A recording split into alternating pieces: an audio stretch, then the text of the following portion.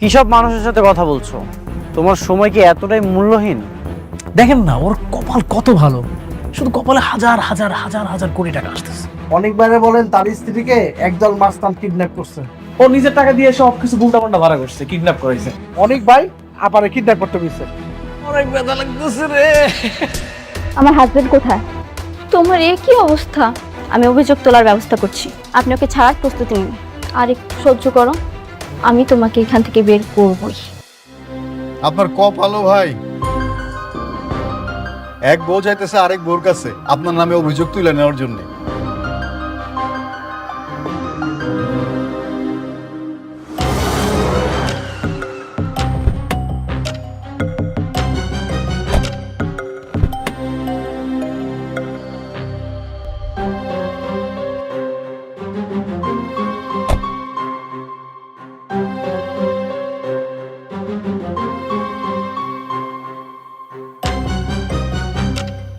আম্মা, আম্মা,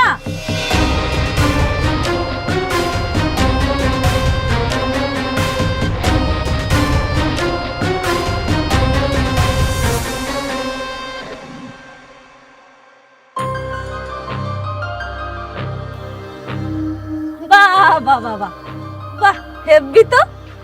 গরিবের ঘরে হাতির পাড়া। বাহ, তা কি মনে করে আপনারা আমার বাড়িতে চলে আসলেন শুনি? আসতে বাধ্য হলাম। কেন করছো তুমি এসব? কি চাও? একজন কিডন্যাপারের লগের থেকে ভালো আর কি করা যায়? আমি যাই না বুঝে মামলাটা করছি। ওর জন্য উপযুক্ত জায়গা হলো পুলিশ আর থানা। তুমি কিভাবে ভাবলে অনেক তোমাকে কিডন্যাপ করবে? কে বলেছে তোমাকে এসব? যারা করাইছে তারাই কইছে। আমি আমার সন্তানের নিরাপত্তা চাই। আমার সন্তান পৃথিবীতে আইব না, এর নিরাপত্তা দিব কে? তুমি আমাকে আর অনেককে আলাদা করার জন্য মামলা করেছো, তাই না? নিজে তো হারাইছই, এখন আমাকে আর অনেককে আলাদা করার জন্য মিথ্যা মামলায় ফাঁসাইছো। একদম মুখ সামলা কথা বলবেন। বৃষ্টি, আমি না আপনার মতো জঘন্য বড় লোক না যে রাজনীতির চাল খেলতে গিয়া মানুষের জীবন নষ্ট করে দিব। যেটা আমার সাথে ঘটছে আমি ঠিক সেইটাই করছি। তুমি যদি আজকে অনেকের প্রথম স্ত্রী না হতে না, তোমাকে অনেক কিছুই জবাব দিতাম। শুধুমাত্র তোমাকে বিয়ে করার জন্য আজকে অনেককে জেলে যেতে হলো। আরে আল্লাহ রে, হাস্যকর আলাপ। আর আমি যদি কেউ শব্দ আপনার, শুধুমাত্র আপনারে বিয়ে করার পর থেকে ওর জীবনের আজকে এই উন্নতি। কোন স্ত্রী তার স্বামীকে মিথ্যা মামলা দিয়ে জেলে দিতে পারে না। অবশ্যই পারে। কেন পারে জানেন? যেই স্বামী তার স্ত্রীকে মারার জন্য অন্য একটা কিডন্যাপার আনতে পারে, সেই স্ত্রী তার পেটের সন্তানকে বাঁচানোর জন্য স্বামীর বিরুদ্ধে সব করতে পারে। তুমি বুঝতে পারছো না, অনেক তোমাকে কিডন্যাপ করেনি মেঘলা। তো ভালোই, ভালো না? আমার যেহেতু কিডন্যাপ করে না, এটা তো পুলিশ বুঝা লইব। আমার কাছে আনার দরকার কি আপনাকে? আপনারা বড় লোক মানুষ, বিরাট কারবার, জান না? আপনাকে বিরাট কারবার দেখান, আমার এখানে আসার তো কোনো দরকার নেই। জান, তুমি মামলা তুলবে না, তাই তো? ঠিক আছে, বুঝতে পেরেছি আমি। আমিও দেখব তুমি আর কতক্ষণ অনেককে জেলে রাখতে পারো। আমি তো ওকে মুক্ত করেই ছাড়ব, দেখিনি।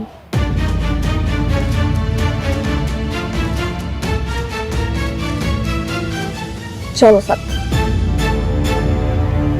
আচ্ছা, তুমি একটা কাজ করো, তুমি তোমার বাবাকে জানাও। ওনাকে জানালে নিশ্চয়ই কোনো একটা ব্যবস্থা করবে। তুমি ঠিকই বলেছো, বাবাকে জানাতে হবে।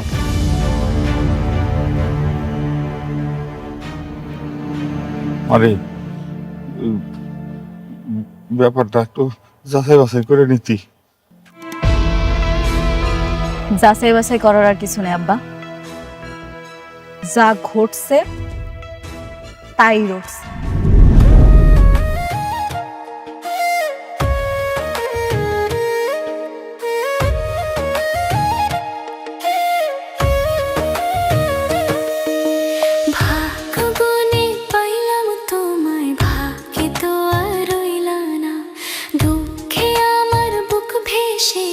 সুখের দেখা হইল না, তবু আমি তোমার আশায় কাঁদি দিবারাত রোজ।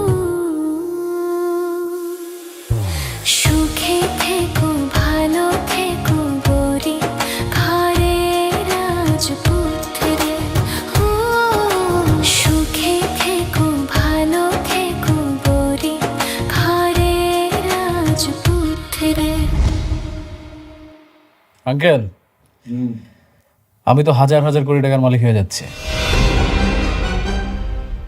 কি বলো? তুমি না কিছুদিন আগে বললে তুমি 100 কোটি টাকা লাভ করতে যাচ্ছ, এখন আবার 1000 কোটি টাকা হয়ে গেল। একটা কথা কি জানেন আঙ্কেল, পথ যতই কঠিন হোক, যদি গন্তব্য ঠিক থাকে না, তাহলে সফলতা অবশ্যই আসে। তোমার তো দেখি একেবারে রাজকপাল। অনেকের চাইতে তোমার কপাল অনেক ভালো বাবা। আর আন্টি, আমি একটা সিদ্ধান্ত নিয়েছি, খুব দ্রুত আমি বিয়ে করব। আলহামদুলিল্লাহ। বাবা, সিদ্ধান্ত যেহেতু নিছো, আমরা কিন্তু তোমার আর এই আমার মেয়ের বিয়েতে আমরা একদম ধুমধাম করে আয়োজন করবো, অনেক বড় আয়োজন করবো। কিন্তু আঙ্কেল, আমি তো শান্তাকে বিয়ে করবো না।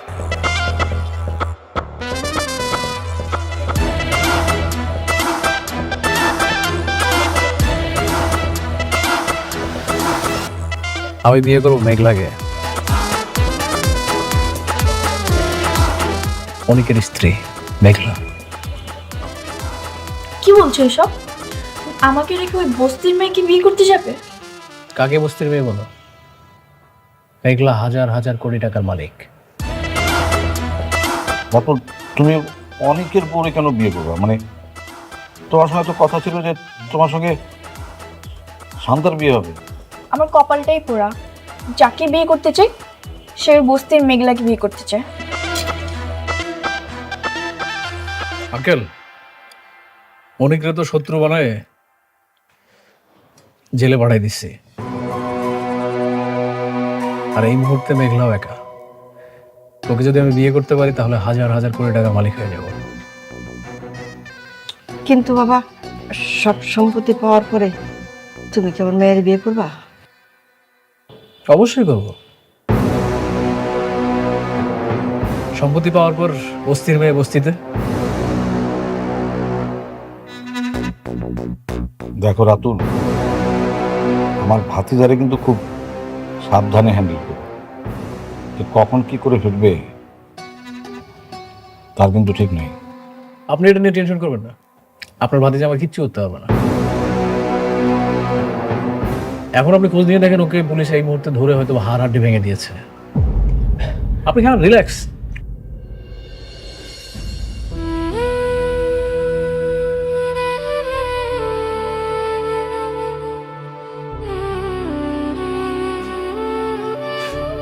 অনিক, পুলিশ যখন তোমাকে অ্যারেস্ট করলো, তুমি সাথে সাথে আমাকে কেন কল করোনি? পুলিশ তোমাকে মেরে আহত করলো, আমি যদি জানতে পারতাম তোমার এই অবস্থা কোনো মতেই আমি করতে দিতাম না। বাবা, সব কিছু হঠাৎ করে এমনভাবে হয়ে গেল, আমি কিছুই বুঝতে পারিনি। যাকে আমি বাঁচানোর জন্য ছুটে গেলাম, সে আমার নামে মামলা দিয়েছে, সে আমাকে পুলিশের কাছে ধরিয়ে দিয়েছে। অনিক, তোমাকে নিয়ে আমি আর পারছি না। একটা বস্তির মেয়ে বিপদে পড়েছে, তার বিপদ উদ্ধার করার জন্য কেন তোমাকে ছুটে যেতে হবে? বাবা, আমি ওকে যেতে বলেছিলাম। তার মানে তুই অনিককে তোর সতীনের কাছে পাঠিয়েছিস? আচ্ছা, ওকে যে পাঠালি ওখানে, যদি ওর বড় ধরনের কোনো বিপদ হতো? ভেবেছিলাম একা একটা মেয়ে বিপদে পড়েছে, সাহায্য করা দরকার। ও তো যেতে চায়নি, আমিই জোর করে পাঠিয়েছি। এখন বুঝতে পারছি কত বড় ভুল করেছি। সব দোষ হচ্ছে তোর। খবরদার, অনিককে কারো কথায় আর কোথাও পাঠাবি না। অনিক, খাও, আর এখন থেকে সাবধানে থেকো। হ্যাঁ,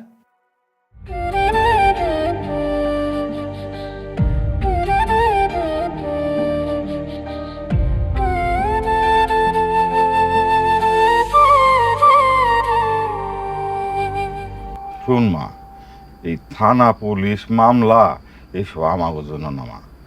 এগুলি করলে শত্রুতা বাড়ে। আমরা গরিব মানুষ, শত্রুতা বাড়ায় লাভ কি? হরে মা, তোর আব্বাই ঠিকই কইছে। আমরা গরিব আছি, ভালোই আছি। এই কোটিপতি পোলার লগে তোর বিয়া হইয়া এই যে আমাগো বিপদ শুরু হইল, আল্লাহ জানে এই বিপদ থেকে আমরা কবে উদ্ধার হবো। আমি এখন কি করুম তোমরাই কও? কেউ যদি আমার পায়ের পা দিয়ে ঝগড়া করতে আয়ে আমি কেমনে এমনি ছেড়ে দিব? আমি কিচ্ছু করুম না। না রে মা, আমার মনে হয় না ও তোর কোনো ক্ষতি করবে। যদি আমার কোনো ক্ষতি না করে তাহলে তো ভালোই। আব্বা, আম্মা, আমি তো আমার ভালোটা বুঝি না, এখন থেকে তোমরা যেটা কইবা হেরে গেল।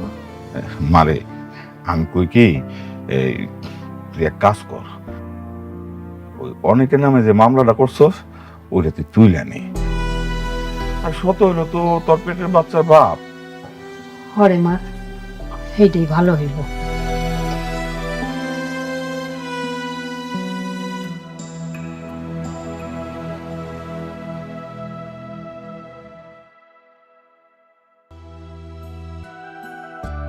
স্যার আসসালামু আলাইকুম। ওয়ালাইকুম আসসালাম, বসেন। জি বলেন। স্যার আমি মামলাটা তুলে নিতে চাই, আপনারা ওনারে ছাইড়া দেন। ওনারা তো গত রাতে ছেড়ে দেওয়া হয়েছে, মানে উনি জামিন নিয়ে চলে গেছেন। কি উনি চলে গেছে? হ্যাঁ চলে গেছেন। আপনি যদি মামলা তুলে নিতে চান তাহলে তো খুব ভালোই হয়, কেস ফাইলটা ক্লোজ করে দেওয়া যাবে। এই মানে আপনারা কি ওনারা মারছেন? মানে হয়েছে কি, আসামির মুখ থেকে স্বীকারোক্তি আদায় করতে গেলে একটু একটু ব্যবস্থা নিতেই হয়। এটা আসলে সত্য ও ন্যায়ের জন্যই করা হয়। খুব বেশি মারছেন? না, খুব বেশি না, অল্পই। আপনারা ওনারা কেন মারছেন? আমি তো আর মারতে বলি নাই, শুধু শুধু একটা লোক কষ্ট পাইলো না। আপনি বলেন নাই ঠিক আছে, কিন্তু ওই যে আপনার সাথে যিনি আসছিলেন রাতুল সাহেব, উনি তো যাওয়ার সময় ইশারায় আমারে দেখাই দিয়ে গেলেন যেন একটা উত্তম মাধ্যম দিই। এই জন্যই তো গায়ে হাত তুলতে হইল। কাজটা আপনারা মোটেও ঠিক করেন। আজও বুঝো জাহিদ, এদের নিয়ে আর পারি না। কখন যে কি বলে তার কোনো ঠিক নাই। এদের কথা মতো কাজ করলেও বিপদ, না করলেও বিপদ।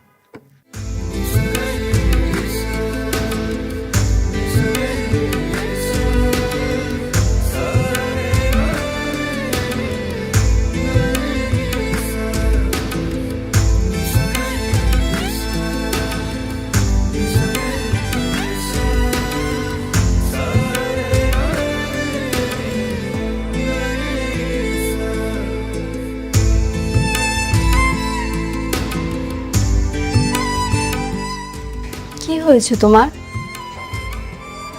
তুমি কাঁদছো কেন? কিছু হিসাব মিলাতে পারছি না। যখন মানুষ বিপদে পড়ে তখন আল্লাহকে স্মরণ করে, আর যখন বিপদ কেটে যায় তখন আল্লাহকে ভুলে যায়। মানুষ এমন কেন? তুমি এসব ভেবে কান্না করছো? একটা মানুষ এতটা অকৃতজ্ঞ হয় কিভাবে? মেঘলার কথা বলছো? হ্যাঁ, আমি মেঘলার কথাই বলছি। জান, আমার জীবনে আমি কখনোই কাউকে ভালোবাসিনি।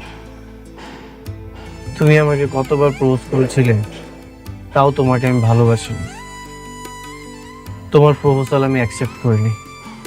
আমার একটা ইচ্ছা ছিল, আমি যখন বিয়ে করব আমি আমার বউকেই ভালোবাসবো, আর তার জন্য আমার সব ভালোবাসা আমি জমা রেখেছিলাম। যার সুখের জন্য, যার ভালো থাকার জন্য আমি এত কিছু করলাম, সে এইগুলোর এই প্রতিদান দিল। আমার এত উপকারের প্রতিদান এত জঘন্যভাবে আমাকে ফেরত দিল। তুমি এইসব ভেবে কষ্ট পেও না, যত ভাববে তত কষ্ট বাড়বে। তুমি ওকে ভুলে যাও। হ্যাঁ, আমি ওকে ভুলে যাব। আমি ওর কথা ভেবে কেনই বা কষ্ট পাবো? তুমি আমার পাশে আছো না, তুমি থাকলে আমার আর কাউকে প্রয়োজন নেই। আমি সারাটা জীবন তোমার সাথে থাকবো, তোমার বিপদে আপদে তোমার পাশে ছায়া হয়ে থাকবো।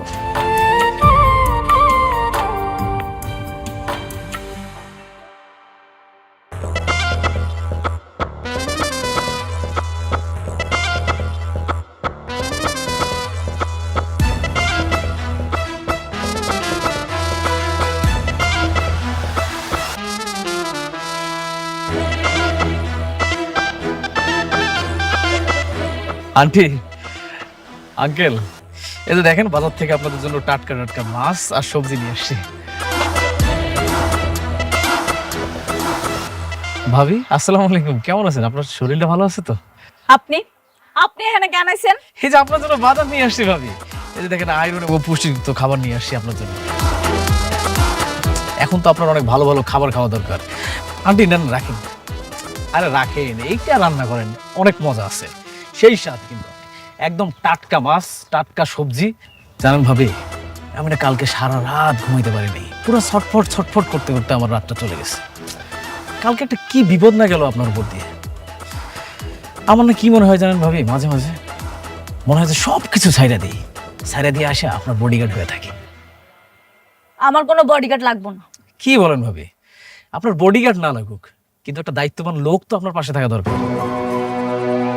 এই যে দেখেন আপনার বাবা অসুস্থ, আপনি নিজে মা হতে চলছেন, আপনার চারপাশে শুধু বিপদ আর বিপদ। এই মুহূর্তে আপনার একটা দায়িত্ববান লোক থাকা খুবই জরুরি দরকার। এই জন্য আমি বলতেছি আপনার আমি দায়িত্ব নিতে চাই।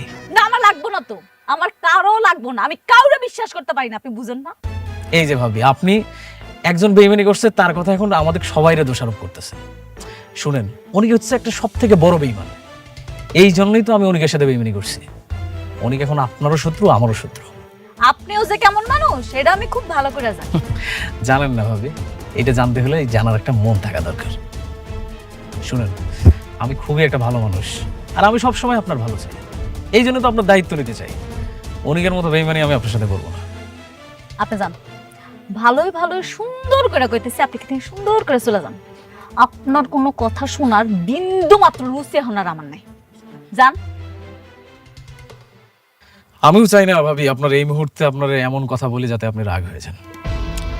যাই, কিন্তু আবার আসবো। যাওয়ার আগে একটা কথা বলে যাই ভাবি, আপনি আপনার কোম্পানির দায়িত্বটা ছাইড়েন না। এই মুহূর্তে আপনার ক্ষমতা থাকা দরকার। না, দরকার নেই, আমার কোনো ক্ষমতার দরকার নেই। কেন দরকার নেই জানেন? আপনার মতন আমি লুবি না, আমি একাই অনেক ভালো আছি, আমার কোটি টাকার প্রয়োজন নাই। ভাবি, আপনি ভালো মানুষ, কিন্তু অনেক কিন্তু একটা বেইমান। ও কখন কোথায় কি চাল চালবে আপনি কিন্তু নিজেও কল্পনা করতে পারেন। আপনি কি যাইবেন এখান থেকে? যান কইতাছি। ভাবি, এইটা প্রতিবাদ করতে গেলেও আপনার কিন্তু ক্ষমতার দরকার আছে, এই কথাটা আমার মনে রাখেন। থাকেন, আসি। এদিকে আন। আম্মা, ওনার এই জিনিসপত্র এটি দিয়া দাও।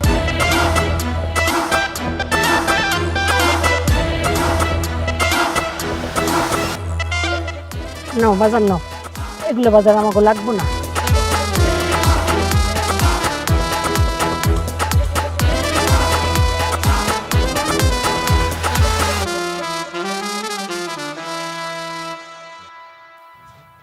মারে, আমার মনে হয় পোলাটা একটা কথা কিন্তু ঠিকই কইছে, তুই কোম্পানিটা ছাড়িস না।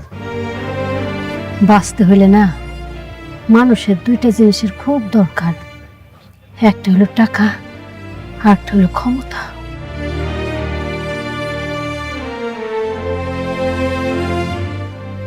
তোমরা ঠিকই কইছো, আমার আরো শক্ত হইতে হইব। এখন থেকে তোমরা যা কইবা আমি তাই করব। আমি অফিসে যাবো। আমা তাই কর।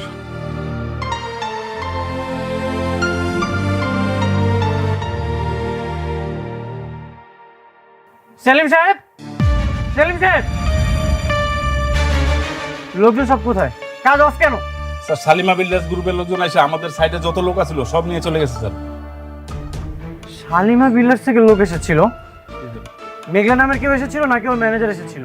না স্যার, ওরা কেউ আসেনি স্যার, রাতুল সাহেব আইসা সব নিয়ে চলে গেছে স্যার। রাতুল এসেছিল? তোমরা কিছু বলোনি? স্যার আমি কি করবো স্যার, সালিমা বিল্ডার্স লোকজন আইসা বললো যে ডবল বেতন দেবে, তার লোকজন শুই নাই, সব চলে গেল স্যার। তার মানে মেঘলা সবকিছু করাচ্ছে? হতে পারে স্যার, রাতুল সাহেব বললো আপনারা নাকি ম্যাডামের অনেক ক্ষতি করছেন, তারই প্রতিশোধ নিচ্ছে। আরো বললো আপনাকে নাকি স্যার পথে বসায় দিব। মেঘলা,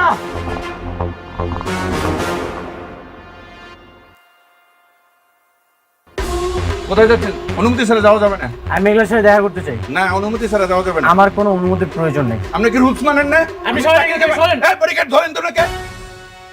আমাকে ছাড়ো, আমি ওর সাথে দেখা করতে চাই।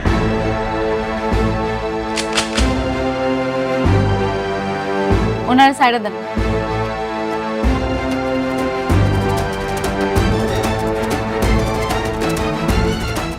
আজ আমার এমন দিন আসলো, তোমার বডিগার্ড আমার কপালে বন্দুক ঠেকিয়েছে। আপনারা যান। আমার জীবনে তোমার মতো অকৃতজ্ঞ মানুষ আমি খুবই কম দেখেছি। তোমার এত টাকার অহংকার হয়ে গেছে, তুমি এখন আমার পিছনে লেগেছো। কি কি করছি আমি? কি কারণে সেইটা বলো। তোমাকে আমি বাঁচাতে গেলাম আর তুমি আমাকে পুলিশ দিয়ে মার খাওয়ালে। যেই প্রজেক্টটা আমার পাওয়ার কথা ছিল সেটা তুমি রাতুলকে দিয়ে দিয়েছো। অন্যের সন্তান গর্ভে নিয়ে সেই সন্তানের জন্য তুমি আবার আমার নামে মামলাও করেছো। কেন মেঘলা, আমি কি করেছি? তোমার বাবার জীবনটা আমি বাঁচাতে গেলাম, সেটার জন্যই তো আমি আরেকটা বিয়ে করেছি। এটা কি আমার অপরাধ ছিল? তুমি আমার সাথে এত কিছু করেছো, আমি কিছুরই প্রতিবাদ করিনি, কিন্তু এগুলো কেন করছো তুমি? কিন্তু আমি তো তোমার আর কিছুই বলতে হবে না। তুমি আমার এত ক্ষতি করছো, তারপরে তো আমি কিছু করিনি। শেষমেশ তুমি আমার কাজটা বন্ধ করেছো। তুমি আমার সাইট বন্ধ করে আমার শ্রমিক নিয়ে গেছো, তাদেরকে তুমি দ্বিগুণ বেতন পর্যন্ত দিয়েছো। কেন করেছো এইসব? আপনার লোক নিয়েছে মানে? হ্যাঁ, আমার প্রজেক্টের সব শ্রমিক আপনারা নিয়ে গেছেন, আবার তাদেরকে দ্বিগুণ টাকার লোভও দেখিয়েছেন। কেন? দেশে কি আর কোনো শ্রমিক ছিল না? কই, আমরা তো কিছু জানি না। আপনারা না জানলেও মেঘলা সবই জানে। ও খুব ভালো মতোই জানে আমার কিভাবে ও ক্ষতি করতে চায়। একটা কথা মনে রেখো মেঘলা, সময় কিন্তু পরিবর্তন হয়। ঘড়ির কাঁটা স্থির থাকে না, সময় পরিবর্তন হবেই।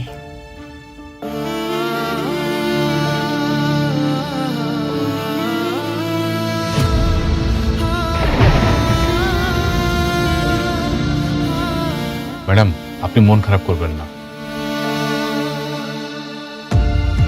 ম্যানেজার আঙ্কেল, আমাদের কাজের জন্য ওনার লোকজন আনতে বলছে কি? আমি বলছি? আমি তো বলি নাই।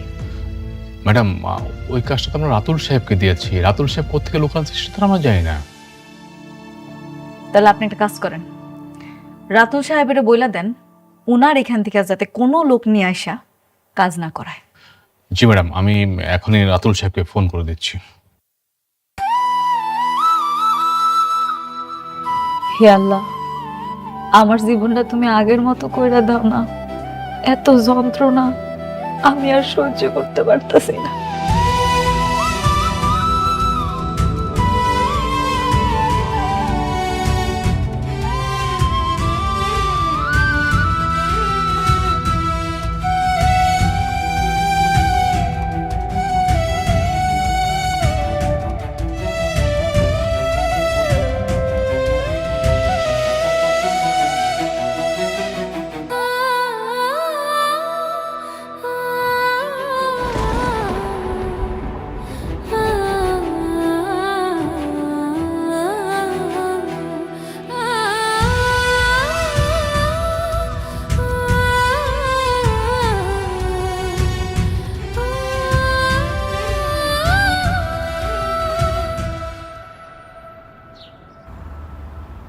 আপনার বাচ্চার বাবা যদি সত্যি সত্যি আপনার স্বামী হয়, তাহলে ডিএনএ রিপোর্ট আলাদা হলো কিভাবে? আমি জানি না ভাই, আমি কিচ্ছু জানি না, আমি কিচ্ছু বুঝতেছি না। শুধু এতটুকু কইতে পারি আমি কোনো পাপ করি নাই। আমার এই পেটের সন্তান অনেকেরই। আমি আপনার আবেগ বুঝতে পেরেছি, কিন্তু আইনের কাছে আবেগের কোনো মূল্য নেই। আইন খুঁজে প্রমাণ। আমার কাছে যে প্রমাণ নাই। এটাই তো সমস্যা। প্রমাণ ছাড়া কিভাবে বোঝাবো যে আপনার সন্তানের বাবা কে? এটা তো অসম্ভব ম্যাডাম। একটা উপায় আছে। আমি শুনছি যেই সব মামলা থানায় নেয় না, ওগুলা নাকি কোর্টে নেয়। আমি আমার সন্তানের অধিকার আদায়ের জন্য কোর্ট পর্যন্ত যাইতে রাজি আছি।